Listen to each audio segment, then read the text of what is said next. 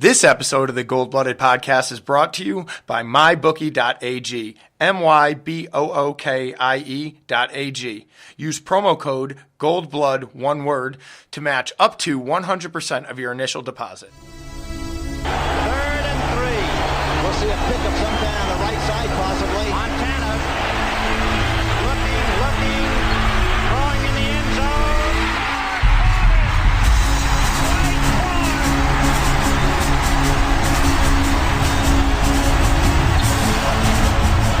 It's a madhouse at Candlestick. Think we're done? We're just getting started. Young almost falls down, throws to the end zone. Owen!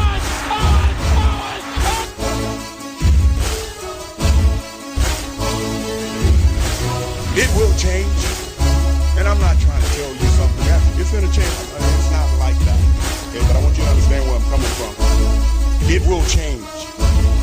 And it will change because they wanted to change, not because of me. It will change because they want to be champions. Smith in a gun, the throw on his left hip. 3rd down, Alex takes the snap. Alex looking, got it, post, and it's good!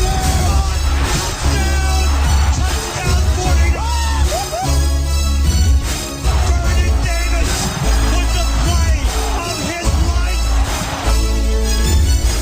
It all comes to this 4th down. 4th and 4 at the San Francisco 10. Ryan in a shotgun, Rodgers to his left. 3 receivers right. Ryan takes the snap, looking, pressure, throws middle, broken up, biting, Navarro Bowman, and the 49ers silence the house.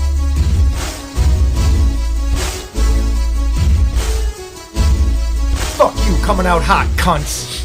We got some shit we're going to get down with today. We're in a real familiar place, losing games by 3 or less points, hanging in there. Beat hard looks good, but what the fuck? We're gonna put our friendships to the test tonight. We're going to see Steve is ready to admit where he's wrong. If I'm ready to admit when I'm wrong, we'll see who does what there. I have a feeling I'll be the only one that admits wrong, but, that's how things usually go. Fuck you, Steve. Tell everybody you got about 30 minutes to talk here with these injuries, and then we'll get back to that. Well, first, welcome back, Rob, to the show. Oh, yeah, I guess we should do that. When I started this... Is football fun for you? Watch it. We're going to go down that road today. Yes, Rob is back. We're a full crew. Yeah, we were dying for a babysitter last week. Not really. What'd you think of No, it? it was pretty good. I thought I listened I back. started to take some notes, and I got mad at a few things. Then when I listened to it a second time, I misunderstood a few things, and I was like, oh, okay, calm down. Probably me. No, it was just misunderstanding. Yeah. Like Steve said something about Tiger Woods captivating the golf audience like no one has captivated a sports audience. And the first time I heard it, I thought he was saying like in all of sports, Tiger Woods captivated like all of sports. And right. I was like, get the fuck out. And then I listened to it again. I was like, oh, that's not at all what he was saying. Yeah. That's not, I realized what he was saying, and I was like, yeah, that's probably true. No, I thought last week was... No, it was good. Yeah, I mean, we both attempted to make our points. It's the only time I listen is when I'm not on, and it was good. I listened to the whole thing. I didn't skip anything or fast forward. I listened to it twice the second time so I could get the picks and the locks and all that stuff. Did you go to MyBookie? I did. Yeah. No, absolutely not. I don't look at their lines either because I don't trust them because they're betting lines. All right. I like ESPN's lines. Okay, so injuries. Richard There's Sherman. only a couple, so this should be quick. Yeah. Richard Sherman did not play this past week with the calf strain, and he will probably miss this upcoming week. Shanahan said that, although he will probably miss this week, nothing would surprise him when it comes to Richard Sherman playing or not. Marquise Goodwin did play this, or he's questionable this week with thigh and hamstring, but he did play. He left the game, came back. Yeah. He's been in and out. I have a thing I'd like to say about this. It seems like it's almost doing more damage for him to keep attempting these comebacks. Shouldn't they just sit him until he's 100%? Well, he played all of last week with nothing. Yeah, but he wasn't himself. You know what I mean? I think I didn't notice anything last week. I don't think that we would have given him a double reverse end around if Kyle Shanahan didn't think that Marquise Goodwin was. Yeah, I mean he looked great last week. All right, that play right there told me that the coaching staff thinks he's 100% back. I guess I saw another similar injury, but I guess that was a quad, kind of different. But okay, no worries. I was just, what I was saying. Yeah. Joe Staley suffered a knee injury this week, and he is questionable. Mike McGlinchey suffered a knee injury. He's questionable. Weston Richburg suffered a knee injury. He's questionable. So the offensive line is... The whole offensive line. That's good. Joshua Garnett did not play. There's no update on his dislocated toe. Dante Pettis got hurt fielding a punt, suffered a knee injury, and he's week to week. He's out this week for sure. He's definitely out this week. I don't know if he posted a video on the Instagram that showed him walking, but I don't know if it was old because he looked limber. Well, it wouldn't surprise me if he's walking, but in order to be in playing shape, it's such a different thing than just walking. Solomon Thomas suffered a shoulder strain, but he should be good to go this week. Gwaski Tart did not play last week with the shoulder stinger, and he is expected to play this week. Matt Breida suffered a shoulder injury last week. He came out but went back into the game, and he should be good to go this week. Pierre Garçon suffered an ankle injury, but is expected to be okay this week. Adrian Colbert is expected to be back this week. Expected to start. The beginning of the week, Shanahan made it sound like his job might be at jeopardy. Yep. Like last week, he only played special teams. I don't know if you noticed that. No, I didn't actually. That's how DJ Reed got the start. Yep. Colbert only played on special teams against the Chargers. He hasn't been playing because well of his hip injury.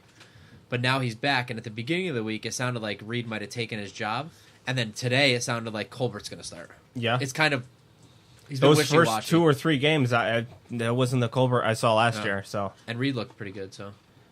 And Jimmy Horsecock Garoppolo had surgery today on his torn left ACL. Yeah, I was waiting because I assume he wasn't at the game this week. Can anyone confirm? He was not. Yeah, right. I assume because he hasn't had surgery, they got him off it.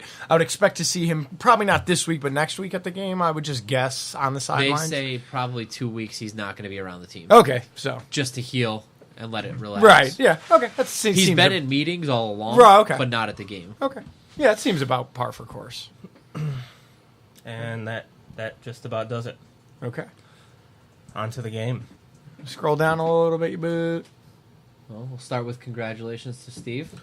Yay me. I don't correct pick. I don't recognize that shit, but okay. That's fine with me. So, Steve, now maybe I was off on being so aggressive about George Kittle. He turned himself around. He had a good game, no drops. Everything that was thrown his way, he caught. He absolutely had a beast of a play on the touchdown. Are you willing to say that maybe Kyle Shanahan, again, isn't as well-rounded of a head coach as you hope he is? Well, describe well-rounded. Steve. Okay, he failed two challenges in this game, and I'll give you one might have been to buy time for the guy, for Beathard. You were saying he was going to coach this team to victories. Well, this was a perfect opportunity to coach your team to a victory, and I didn't see that done. I'm just willing to see if you're going to be critical at all, or are you still going to praise the man that is now only won, couple head games as a head coach? I can't see that much to be critical about in regards to him. Okay. Because, the question remains, what are you going to do about your defense? Are you going to fire your defensive coordinator and promote from within? Are we going to go out and hire somebody right now in the middle of the season? I don't know what the answers are, Steve. Again, I'm not a football mind. I'm just a jerk off who does drugs and comes and talks here. You know what I mean? No one would ever put any weight into anything I say. There's people that make millions of dollars to make these decisions. But what I know is I'm not sold. I obviously haven't been sold. And we still had missed tackles this games. You know what I mean? Not seeing a ton of improvement.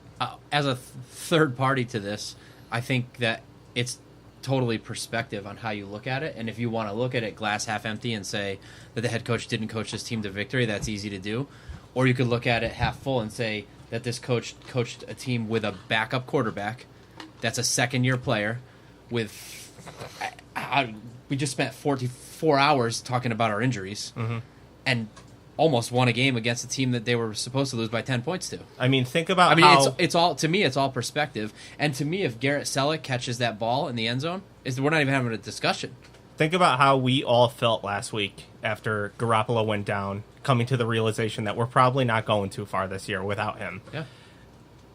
Imagine how the team felt. Now, that did not look like a team that was moping around all week. That looked like a team that was prepared to go into a fight. Another thing I don't think anyone gets enough credit for is the roster. Like, when we talk about all these players, almost every player that we mention has only been on the team for 1 or 2 years. Like, there's no veterans. Like, there's There's like only 3 veterans on the 7 whole team. 7 players from Balky. And half of them are just special teams. It's not Joe Staley. Like, there's one. That's one. Like, it's not guys that have been here all along that are great football players. It's just they built this from nothing, and we're in the second year, and we're competing. I mean, it's easy to say we're not. First of all, watching the 49ers has not been fun since we won an NFC championship until Kyle Shanahan became the head coach. None of those years were fun. There was not one game that was fun to watch. Yeah, I'll say if you can't actually see how different this is from the Tom Sula year and the Chip Kelly year, then I just don't know what to say. I'm not saying that, Steve, but I'm saying that the blind faith you put in and never being critical, the fact that the team led the league in penalties for 3 weeks, or whatever it was, led the league in missed tackles, these are things that fall on the head coach. And again, until I see improvement in those areas, yes, it's better than watching Jim Tomasulo coach a game. Fuck, Steve, I could probably coach a better football game than Jim Tomasulo, you know what I mean? But So this week you didn't see any improvement over last week? Well, we lost, so no. Right. no. I'm asking a serious question. I think they okay, the first half of that Chiefs game was a fucking disaster. Total shit You know show. what I mean? Yeah. They obviously Yep. cleaned things up in the second half, right? Ish. Yes, I think KC took their foot off the pedal. Yeah, You know what I'm yes. saying? And I think Let's call the whole Kansas City game a shit show right on okay. defense. So, yes, definitely on defense. So, I see a slight improvement out of the defense. I feel like they had their things together a little better, In my opinion, if you look at the 2 games as a whole, the defense had a better game. Right, It's not great. Right, both It wasn't- sides had a better game. For sure. I would go as far as saying, absolutely. For sure. And to say that the defense had a great game would be a lie. But the defense did have points, a turnover, almost 2 turnovers, and much better tackling in the first half. I mean, if we played 2 halves like the first half, we wouldn't be having this discussion. Yeah, I think when it comes to the defenses, it's easily identifiable what's wrong with this defense. Reason number 1, reason number 2, and reason number 3 are all the same to me. We don't have an edge pass rusher. There is no pressure on the quarterback whatsoever, and But missing tackles is that's unforgivable. I agree with that. Okay. But I will also, in this game, we think it was better, and we had more inexperience out there. right. I mean, Richard Sherman wasn't playing. Jaquaski Tart wasn't playing. Colbert wasn't playing. I mean, we're playing rookies everywhere and second-year guys, and undrafted half of them, and they're doing better than we thought we had last week. It's become a league where trotting out a defense without that premier edge rusher to put pressure on the quarterback is almost the equivalent of trotting out an offense without that franchise quarterback. I think it's pretty close in that area. So I mean, John Lynch has had 2 years to address our edge rush, our pass rush. You thought you might get some there with Solomon Thomas. You thought Eric Armstead would turn his career around. DeForest Buckner has taken a step forward, but he's not that premier edge rusher that you look for. He plays his role, and he plays his role very well, but he's just not that guy. I gotta kind of fault John Lynch for not being able to address that area, but at the same time, looking back, I'm trying to think, like, who did we miss? Did we miss out on anybody that was available? I mean, you could argue Khalil Mack, but that's a lot to give up for him. Looking back, I wish we had. He's probably Defensive Player of the Year leader in that house candidate right now, but we need an edge rusher, and we need to stop missing tackles. I mean, and we got to stop getting hurt. and the penalties as well. Like, don't forget the penalties. This game was better, but it was still. I'm getting that stat now. The way the defense started this game, Fire. If they finished this game the way they started it, we wouldn't even be having this discussion. Well, because without a pass rush, they still would have stopped them. We're pretty in on the defense right now, so let's just start there. I'll do the off-the-top stats. 1 sack, only 3 quarterback hits, 1 turnover, 1 touchdown, 368 total yards allowed, 2 for 5 in the red zone conversions were allowed, 4 of 14 on third down conversions were allowed, and 1 million missed tackles. Seems a bit inflated. Yeah. That's for effect. Did you Get the dramatic pause there. Yeah, The problem is it was so much better than last week that the missed tackles isn't as highlighted to me. Because last week was so bad with missed tackles. It's all I could think about. Really bad. It wasn't close. it was not pretty bad. close. It was bad. Go look up the real number. It's not close. It's not even remotely close. Okay, well, what's different from last week to this week is last week we were missing a tackle on every single play, but this week there were like 3 plays where in those 3 plays we missed like 15 tackles. Right, of course. There were like 3 just god-awful plays. Of course. But there was actually a point in this game that we played well. That's the yeah, difference. absolutely. And There was no point we last should week. recognize they scored 7 on defense. Yeah.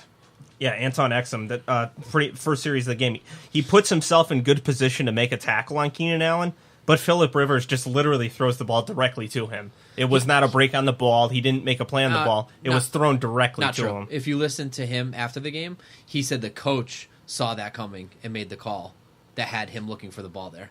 It was way out of Keenan Allen's reach. I got to say that's an overthrow. I don't know where I don't remember the exact play, but if you listen to Exum after, he says that the coach saw it coming. He gives full credit to Saleh. Okay.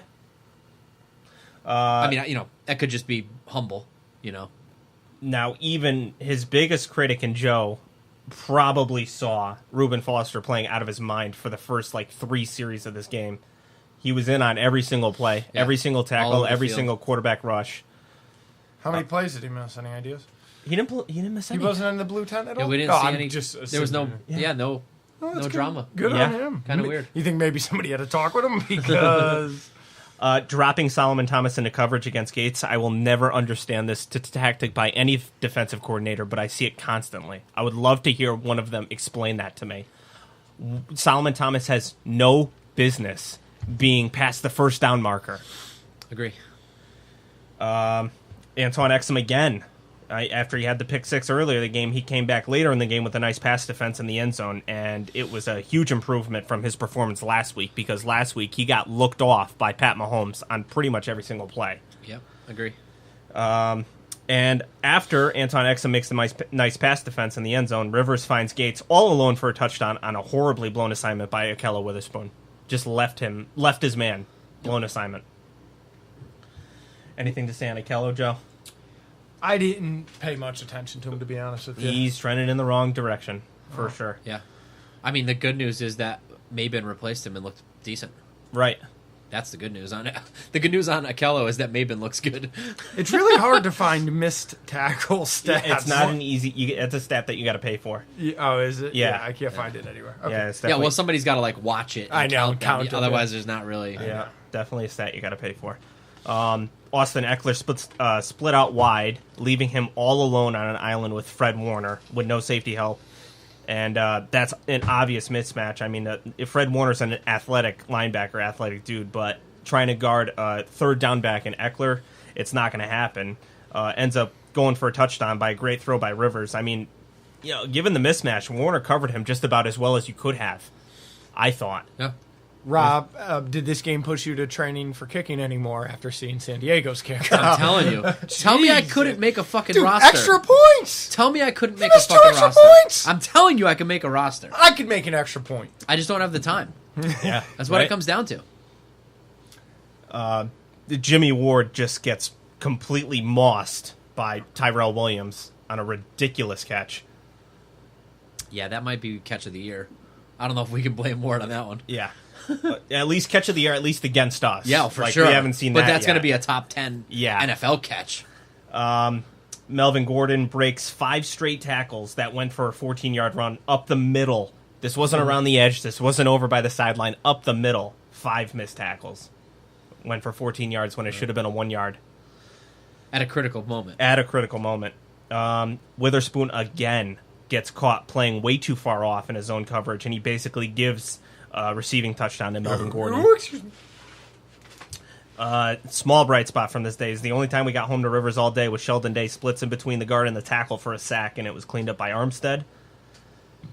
And once again, Melvin Gordon turns what should have been a 15-yard run into a 34-yard run due to poor tackling by Greg Mabin and DJ Reed. Youngsters. I mean, Melvin Gordon is definitely a top 5 running back, And- without a doubt. And those are backup players that we didn't expect to be playing this week. But come on. I mean, That's fair. It's fair. It's the NFL, but you're in the NFL, which means that you have been tackling for a minimum of, well, 5, 6, 7 years? Well, not in practice. Not in practice. Because we have a bunch of cunts that can't fucking take hits in practice now. Yeah, I'm really starting to buy that fucking theory. And everything's got to be fucking soft and gentle. And I think injuries have something to do with that too, because I could be wrong. I haven't gone and looked up the stats, but back in the 1990s, early 2000s, do you recall seeing a torn ACL happen every single week? No. Me neither. It's fucking crazy. It's like everything. We all have a younger generation at our job, and they're all cunts. Tell me I'm wrong. You have a bunch of younger people at your job that suck. They don't come to work. They suck at their job. They got a trophy for fucking waking up every day. I'm still one of the youngest, so I'm definitely the cunt. They got a fucking... Oh, you woke up today. Here's your trophy. Good job, kid. Good job. Let me pat you on the head. Let me turn you into a giant pussy. Yeah, I do... I don't... Fuck me. Anyway, onto the offense. Off the top, 62% completion percentage, 298 passing yards, 76 rushing yards, 8 players with at least 1 catch. So spread it around quite a bit there. He was definitely leaning on Garcon in the first half. Yeah. Which was fine. I mean, hey, everybody's got somebody. Possession receiver. Yeah. Young quarterback. 5 of 12 on third down, which isn't bad. It's under 50%. Certainly for a backup, it's not bad. It's pretty average, I think. Well, they had... we had worse games with Jimmy. I'd be curious to see how many of those were third and longs. Yeah. You know that what I didn't mean? Because really some look of into. they had plenty of third and 8s, third and 9s, third and 10s. So and the trend continues. Only 1 for 4 in the red zone, and 2 turnovers. I didn't see the second one. I was in the bathroom or something at that point. But The one that pretty much ended the game. right, the first one was obviously horseshit. I just don't know when this team is, or if this team will ever take that turn and stop acting like, silly mistakes, jumping off sides, on a fucking soft count, or missing fucking balls that hit you in the fucking hands. I just don't understand when these things are going to stop. To start off, early on, Breda started finding running room early, and then we kind of went away from him. I know he got hurt in this game. I don't really know how long his absence played a role into us not really rushing the ball too much, but I'm pretty sure that was game plan because both of them were hurt going in. yeah. Like, we didn't have a healthy running back Right. going into the game, and if we lost them, like really lost them, we're fucked. First possession, I believe we went 3 and out, but the second possession, we worked our way all the way down the field methodically, and CJ finds Kendrick Bourne for a touchdown.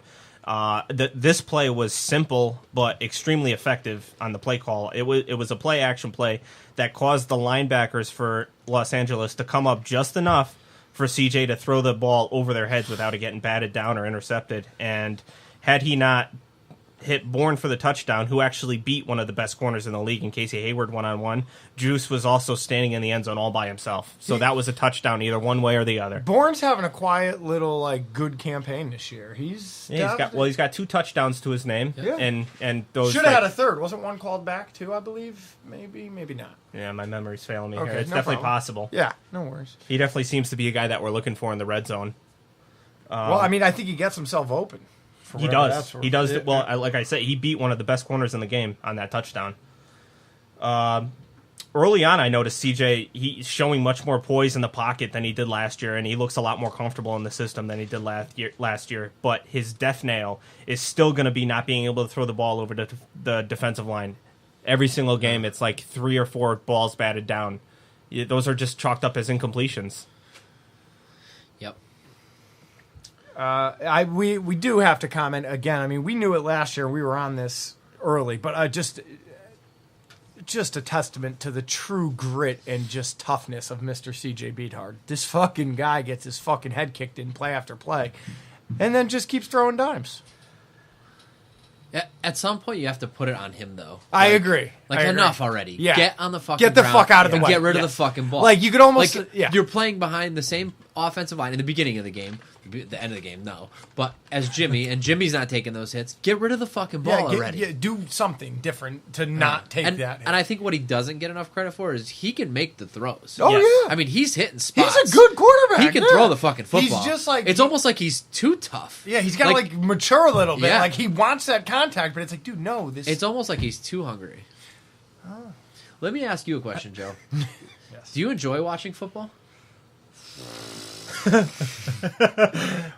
Sure, man. Watching football is fun, but it's more entertaining when you have some action on the games. Guys, you've heard me talking about this for weeks, and some of you are still on the sidelines. And I don't know why.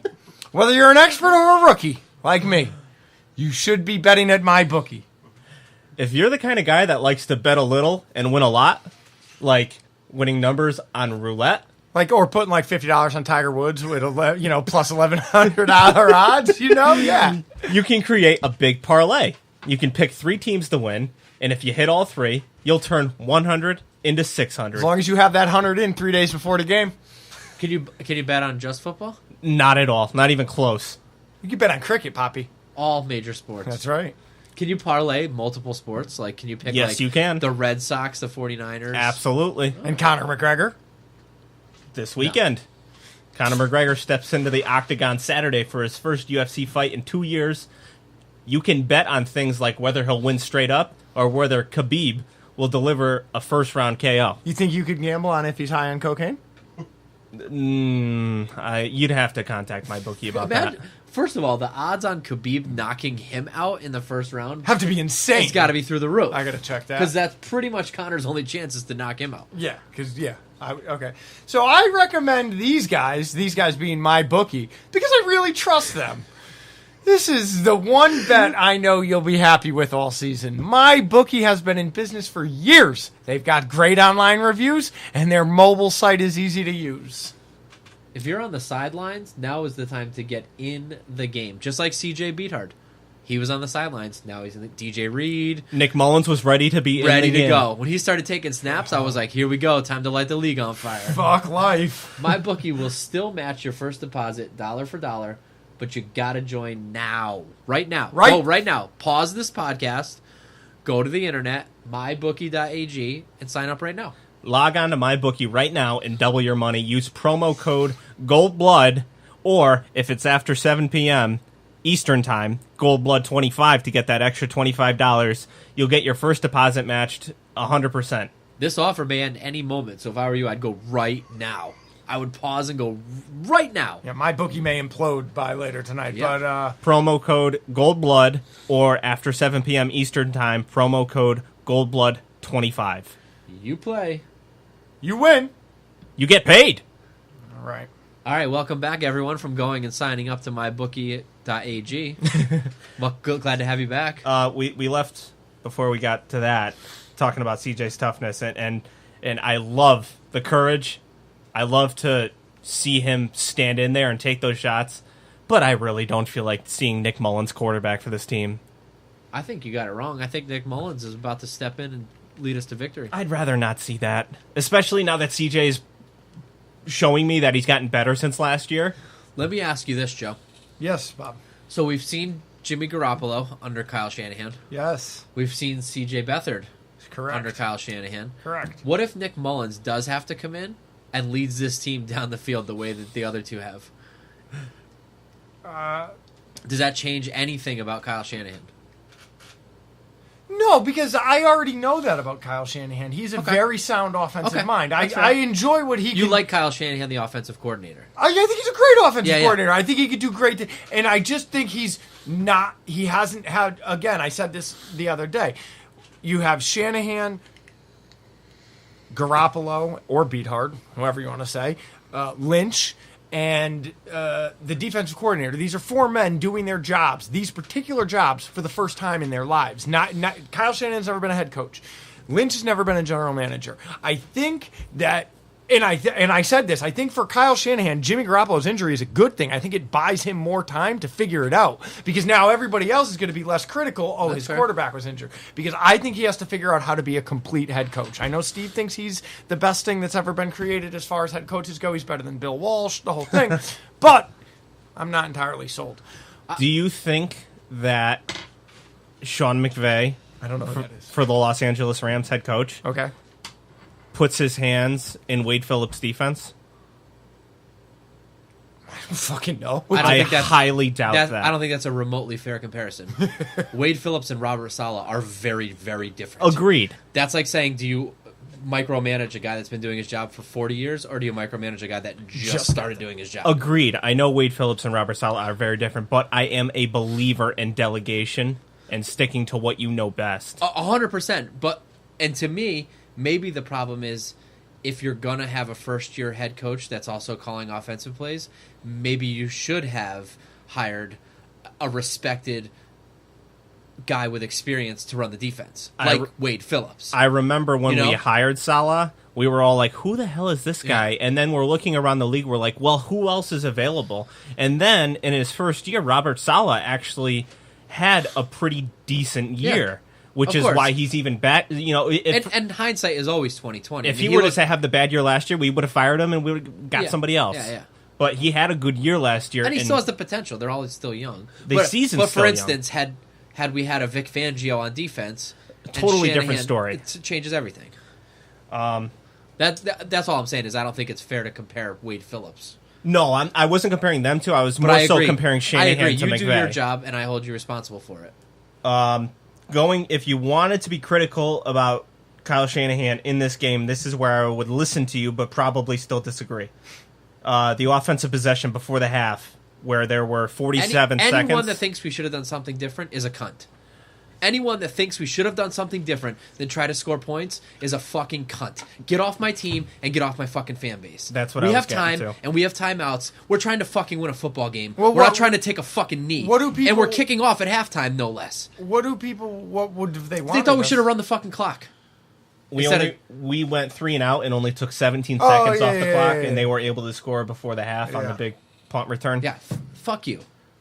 Go fucking find a team that doesn't want to win football games and wants to fucking take it easy. Especially considering how our defense has performed this year. And our special teams. You know it's going to be a track meet because our defense can't fucking stop shit right now. Can't stop a nosebleed. At the very least, even if you thought you were going to go 3 and out, you don't expect to give up a big return on a punt. Yeah. Because you haven't.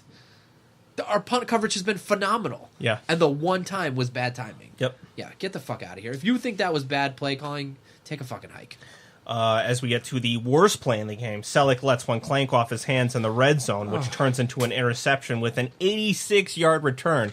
I mean, the interception would have been bad within itself, but to give them an 86-yard return all the way to the other end of the field. Were you trying to parlay into blame game? Because that's the easiest answer to that ever. Garrett Selleck. 1,000,000% Garrett Selleck and his stupid broken fucking hands that can't catch a football. That's a 14-point fucking play. There's drop passes and then there's that. That's a 14-point play. That's bad. That's 7 for us. Instead, it turns into 1st and goal for them. I mean, at the very least, we should have had 3. At the very least. All he had to do was catch it. He was in the end zone. I know. Yeah. He just fall backwards. For fuck's sake. It hit you in the hands. Dude. 100% that play is it's just so frustrating. That changes the game, that play, that one play. It's so frustrating to me that these guys are fucking just so inconsistent with their work. Beathard got down there to make the tackle, though. He did. And again, another time when you're like, what are you fucking doing, man? I love it, but I hate it at the same time. I tell you, you're so valuable to a team as a quarterback, it's not worth it. You might save 7 points. Imagine the rhetoric. If there's an interception and there's video of CJ Beathard standing watching the guy run by. I know You're this. Fucked forever if I you know do that. this, and then I'm going to pull up the video from Andy Dalton 2015 when he was having his best year as a passer, and then miss the rest of the year because he went for a tackle on a pick 6. That means he's a cunt. Let's be clear. That he got hurt? If you are out for the season because you couldn't make an attempt at a tackle that looked halfway decent, you're a fucking cunt. If just fall at his legs, try to lay in front of him. Do if a something linebacker blocked his head off, okay, you know what I mean? Okay, but if you just made a tackle and you got then you're a cunt. I mean, punters make tackles for fuck's sake. Get the fuck out of here. Punters aren't as important to the team as a quarterback. Did you see the fucking high school chick, the kicker who fucking made the tackle? No. She fucking laid old boy out, laid him out. Just get in the way. my opinion. Just get in the way. Do we want to do? Slow him down. That's pretty much what he did. No, we didn't talk about the best play of the game. The Kittle 82-yard touchdown pass. That was the Chargers were playing zone across the board with a single deep safety like we do, named A Day, and Kittle just flat out outruns the safety in the open field. Now, I just had to look this up. Kittle is clearly faster than Aday, and it showed on that play. Aday is 5'10", 195 pounds. Kittle, 6'4", 250, 55 pounds heavier, and he's faster. He also made a move. He did. He had a nice move. But I also once they got both going in the same direction, there was 50 yards there where he could have caught him, and he didn't even get close. I believe it was the longest play from scrimmage in the NFL this year. Did I read that? I don't know if that's true, but I do know it's the longest play by a tight end in 49er history. I feel like it was the longest play from scrimmage in the NFL this year, as of week 4.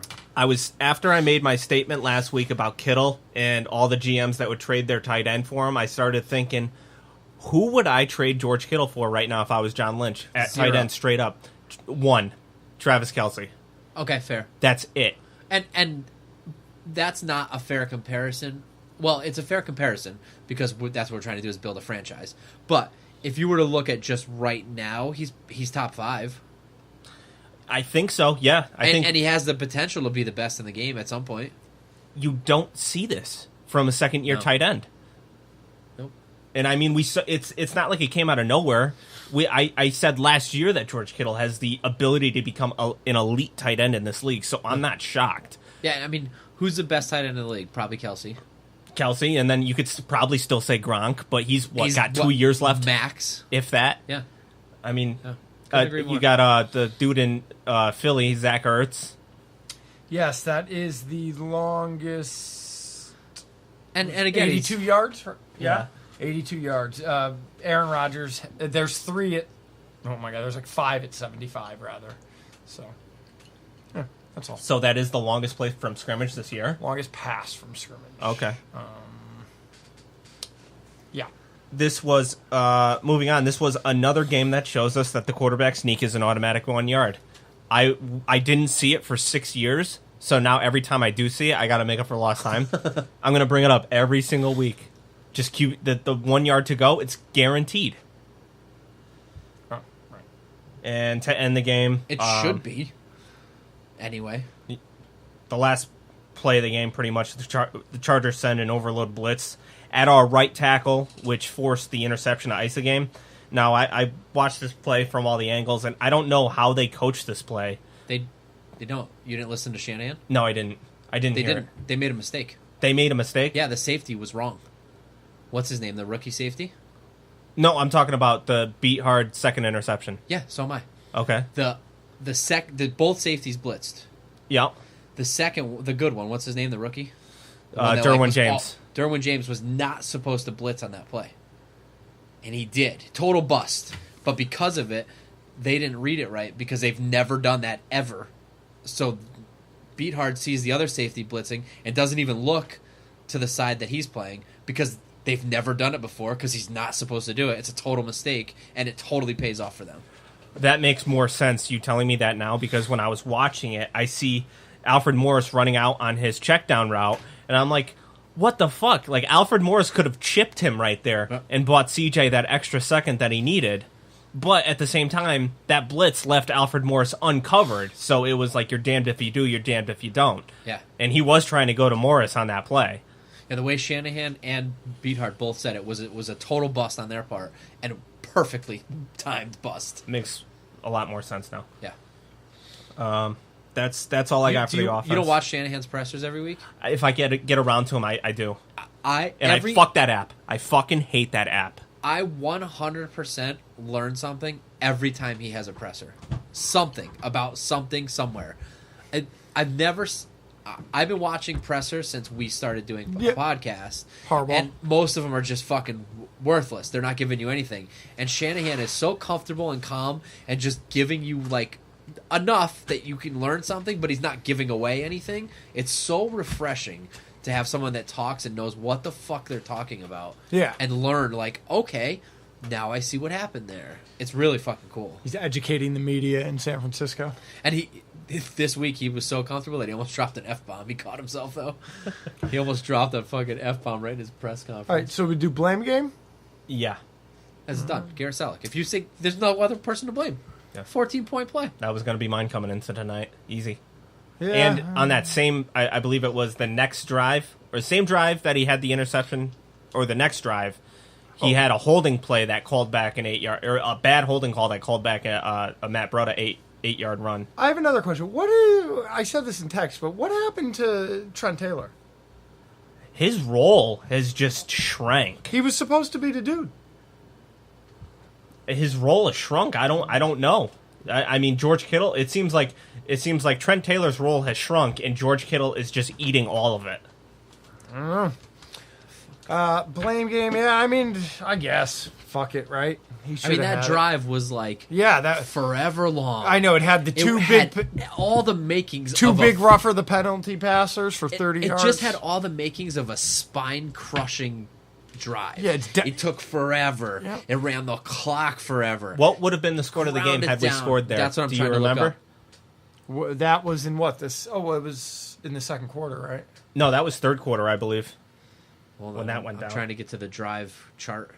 It was before the Kittle touchdown. I know that for a fact. I know that it was like, this is like nail in the coffin shit. Like, yeah. Drive the whole field, run the clock for hours, and just crush their soul. And then this fucking jerk off can't catch a goddamn ball in his And they hands. scored a touchdown on that? No, but they got to like the 12. Yeah, they didn't get. I don't remember if they got a touchdown on that drive or if it was a field. They definitely scored. That's for sure because they returned it 86 quarter, yards. I got it. Third quarter. No, that's a different one. Sorry. I got it. What do you want, Rob? CJ Beathard pass short, left intended for Khalik, intercepted by T. Williams at LA2. He took it to the 86 yards, and then they scored a field goal. The score was 17-26. After the field goal? Correct. So had that not happened and we scored a touchdown, we take the lead. 24-23. That's huge. So it wasn't the long drive then. I got that wrong. It says it was only 5 plays. Right, no, but there were 2 huge penalties, Rob. It was big yardage. Yeah, I know, but there was another drive that was like long. Yeah. 21 plays, 72 yards. Yeah. We got a field goal. It was like the longest drive of the year. Yeah. You guys remember the play where CJ just got completely fucking blasted and throws up a lollipop that just happened to land in Kyle Juszczyk's arms?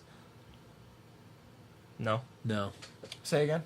CJ got blasted and just got the pass yes, away. It was like it went like 50 yards in the air, Yeah. and then it lands in Kyle Juszczyk's arms. I was like, what? That doesn't happen to us. So it was like a 12-yard catch, and then tack on another 15 for the penalty. Yeah, there was 2 of those on that drive, too. Yeah. So we're gonna do the Beast of the Week on both sides of the ball, even though they don't deserve it. It's the easy one for me. Well, offense is a little tougher. I have to give it to Kittle for 125 yards and a touchdown. But I really want to give it to Beathard. I'm going to give it to Beathard. I was going to give it to the Beat, too. The Beat. And, first interception's not Beathard's fault, for sure. No. And the second one's questionable. And the second one's like, you're trying in win mode. Yep. Over 300 yards if he had his rushes. Yep. And no, I give it to the Beat. Yeah. Defensive? I don't think he played a perfect game, but I have to give it to Exum for getting a 7 right off the rip. And right off the start. He played a really solid game, and just on his improvement from last week alone, I'm giving it to Exum. First interception of the year, plus he got 7 on it. I can't remember the last time we had a defensive score. Yeah. Going back to last year. I'm going to give it to Foster for not going into the blue tent once this year. My man. Good on you, guy. So, we should have talked about that. Do we want to read a couple emails in an effort to, or no? Well, we gotta do our you gotta do your thing, all the fucking stuff. Oh, okay. Fuck you, people. Email us, goldbloodedpodcast@gmail.com. Check out the Instagram, Gold Blooded Podcast, one word. Mr. Curran also runs a Twitter, Gold Blooded Pod, I think. Listen, leave us. We got to do the reviews. We'll do the reviews now. Listen, motherfuckers, however you listen to us, whether you're a pod beaner, whether you listen to us on the Beaner. the Purple Podcast app, whatever it is, go there, leave a review, tell the other people who might be on the fence about listening to us how fucking grand we are.